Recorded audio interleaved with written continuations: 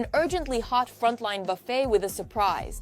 Pokrovsk and Kupansk have become the points from which the enemy is sent straight to hell. A cauldron with thousands of casualties.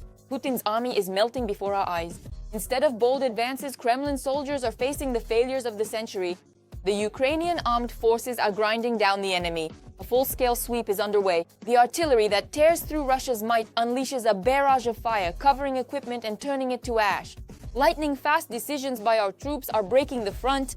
The Ukrainian army has roasted the enemy so thoroughly that the smoke reaches all the way to Moscow. You have to see this.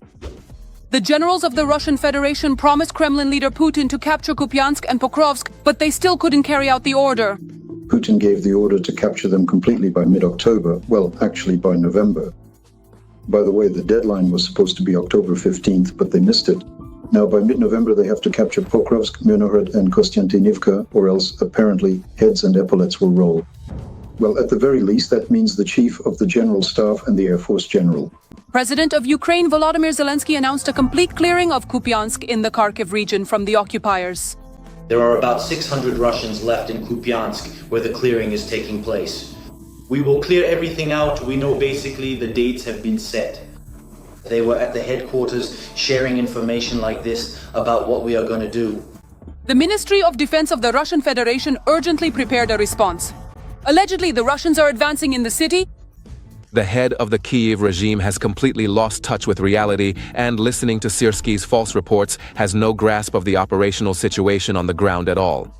Or, on the contrary, he understands the hopelessness of the situation and the real position of the Ukrainian armed forces in Kupansk. A few days before this, Putin once again reported on successes near Kupansk. The head of the Russian General Staff, Valery Gerasimov, falsely reported to the Kremlin dictator that Russian troops had completed the encirclement of Ukrainian forces. Your comrades, the fighting and conflict is steadily advancing and progressing on all fronts. However, Ukrainian forces have held their positions despite the enemy shelling the crossings and attempting to break through the defenses. The desire to take control of as much territory as possible in Donbass is intended to demonstrate that they are carrying out their special war, fulfilling their function. Ukrainian units have already managed to regain control over part of the built-up area in the city. A military operation by Ukrainian forces is underway with the objective of cutting off the enemy's supply routes and clearing the city. Several units are taking part in it. We destroy them, but their numbers do not decrease. That is, they are constantly bringing in new forces, sending in new sabotage groups. These saboteurs who are operating in the area tend to avoid direct and open clashes or confrontations with our servicemen. Well, at least for now, this is mainly because they simply lack enough troops, resources, and ammunition to engage effectively. In September, Russian occupiers managed to break through to Kupansk via a pipeline. Against this backdrop, the situation around the city has escalated. Now, however, the occupiers are trying to infiltrate the city disguised as civilians. When Ukrainian forces manage to completely cut off supply routes and finish clearing Kupansk, it will complicate logistics for Russian units in this sector and may reduce their operational mobility. It took the Russian Federation's army 21 months to advance just 39 kilometers from Avdiivka to Pokrovsk. Ukrainian forces continue their defensive efforts in the Pokrovsk direction. Very often, fighters who operate closer to the front line will often have to walk to their positions on foot, primarily because of this ongoing Russian drone activity. Traveling by vehicle is extremely dangerous. Russian forces continue their active offensive toward Pokrovsk in the Donetsk region. The Russians keep pushing. They continue trying to use this infiltration tactic, that is, small infantry groups, just like before. In other words, they've been using this tactic for more than a month now. They try to sneak through to get to our position somewhere through the tree lines. Thank you. They try to enter the space between positions. For now, we are able to detect, hold back, and destroy them. In Pokrovsk, it's difficult to conduct combat operations using vehicles because the city is full of anti-tank hedgehogs and concrete triangles. The enemy's infantry mainly uses motorcycles and buggies.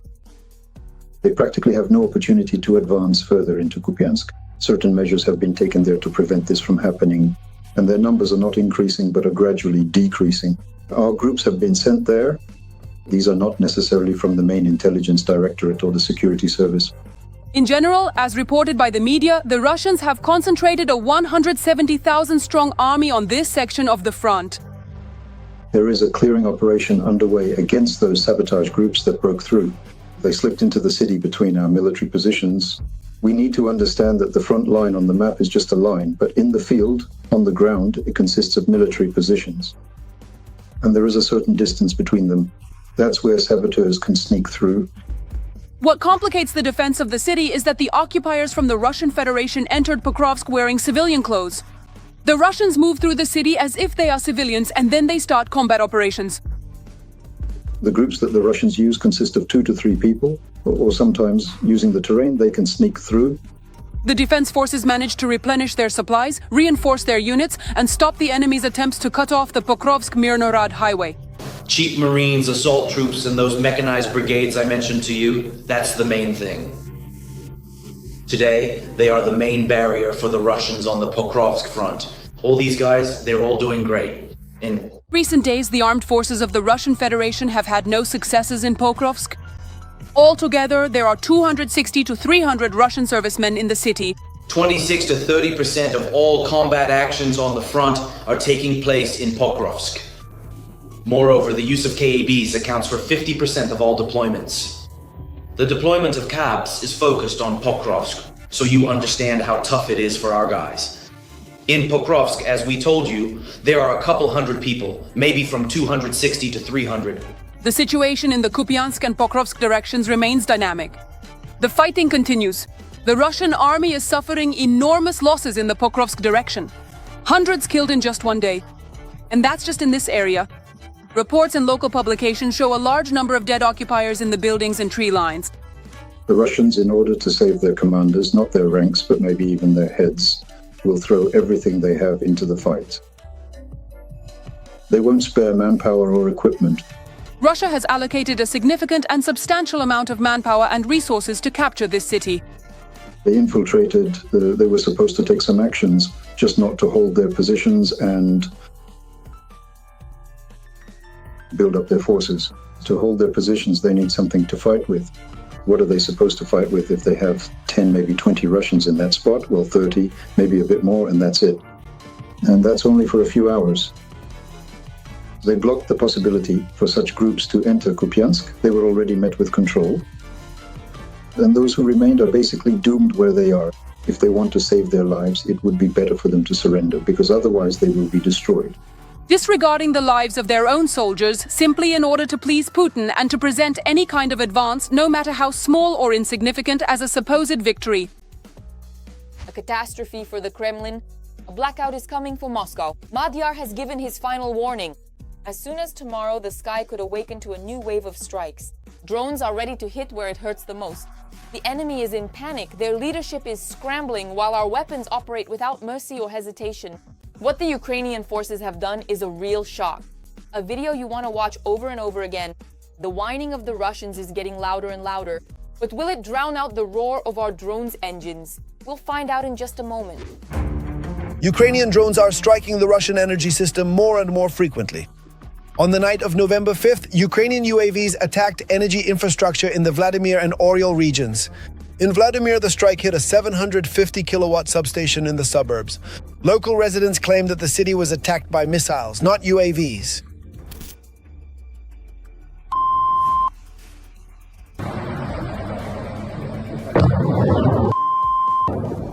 Oryol explosions were heard in the area of the local CHP plant, the largest source of electricity and heat in the region.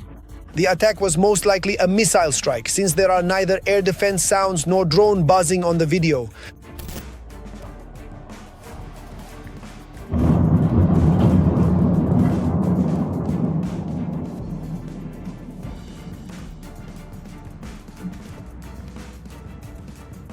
That was a really big bang.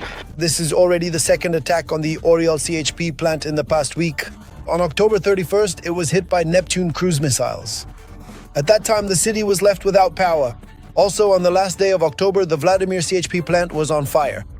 Moreover, this substation supplies electricity to the central region, including Moscow, Vladimir, Nizhny Novgorod, and partly Ivanovo oblasts. In general, I also participate in power transmission, from the Kalinin nuclear power plant to the Kostroma GRES and other major energy sources. The stable operation of the Vladimir substation is critically important for the reliable balance of Russia's power system. It holds special significance because it is through this substation that electricity from the Kalinin nuclear power plant is supplied. This makes the substation one of the key facilities for the Moscow energy hub. The Ukrainian armed forces want to cause a blackout in the Whitestone city by striking substations around Moscow. In recent weeks, even major energy hubs have been targeted.